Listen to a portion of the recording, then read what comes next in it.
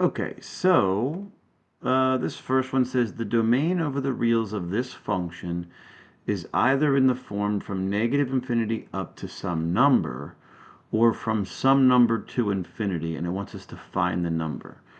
So there's two ways you could do it. There's like an easier way that would involve the calculator. I'll show you that second.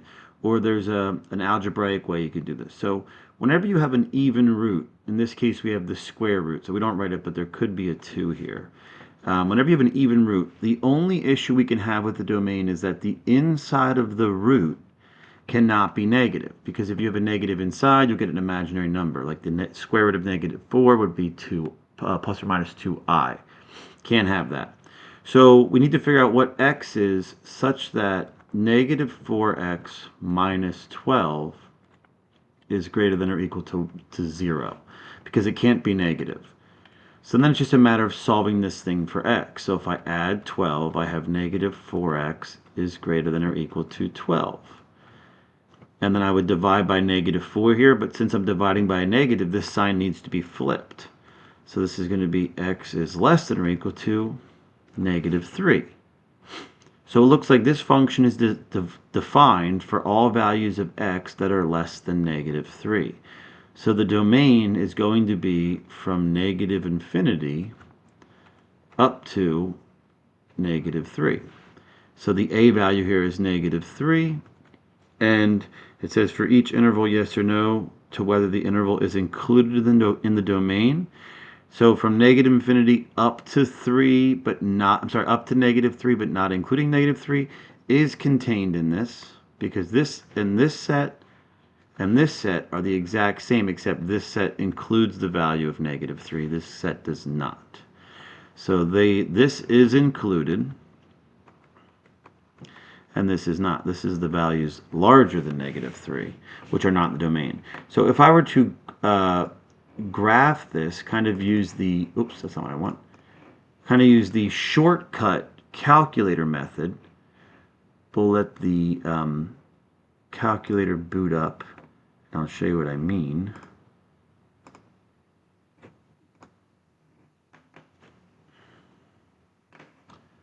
What I can do is I can graph this function. Let's see, the square root of negative 4x minus 12, like that. Zoom standard, zoom 6. And you'll see that it comes in from negative infinity, just like that, and it stops right here. And if I hit trace, I can assume it looks like it's going to be negative 3, and that's where it stops. So it's defined from negative infinity all the way up to negative 3. Okay. In the second question, it just gives us some function 3 plus 8x squared and asks us to calculate the following. So the first is just going to be f of a. To do this, we'll just replace x with a. So there is no a next to the 3.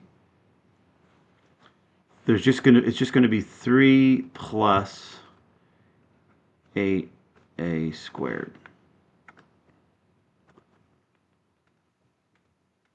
For the second one, it says f of a plus h.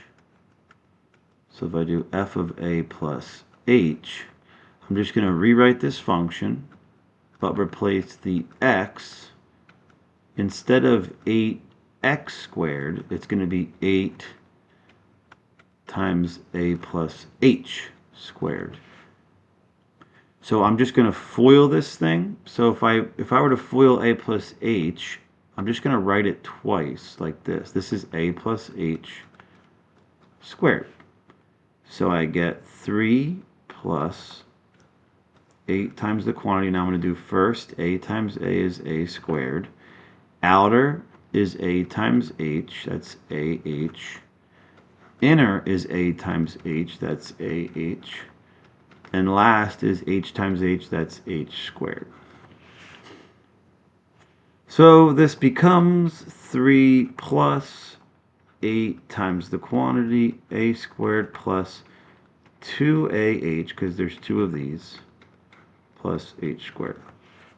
And then lastly, we can distribute that 8 if we'd like. This will be 3 plus 8a squared plus 16AH plus 8H squared.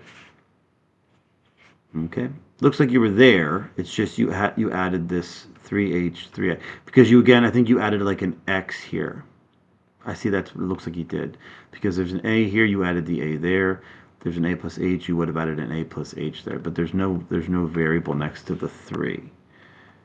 And lastly, it wants us to find this ugly thing, which is really, it's called the difference quotient, which you'll learn more about that if you take calculus, but we do practice doing it in pre-calc. So it says take f of a plus h, which we already found, that's this, and subtract f of a.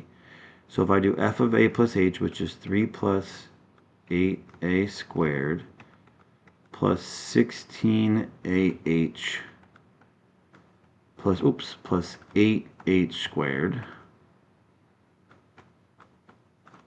minus, in parentheses or brackets, 3 plus 8a squared all over h. So now I can cross some stuff out. Let me rewrite it one more time. 3 plus 8a squared plus 16ah plus 8h squared. Distribute the negative. That's minus 3 minus 8a squared over h. Oops, like that. And then some stuff's going to cross out. Nice. So we have this 3 and this minus 3. We have the 8a squared and this minus 8a squared. And of the two terms that are left, they both have an h in them. This is 16ah, and this is 8h squared. So what I'm going to do, because I don't like the h in the denominator, is I'm going to factor an h out of both terms in the top. So this is going to be h times 16a plus 8h. Now, if you notice, if I distribute that h back out, I'll have 16ah plus 8h times h, or plus 8h squared. And the very last step with these difference quotients is to cross out the h.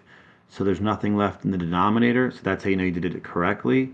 You're just left with some expression with no denominator. And this is going to be 16a plus 8h.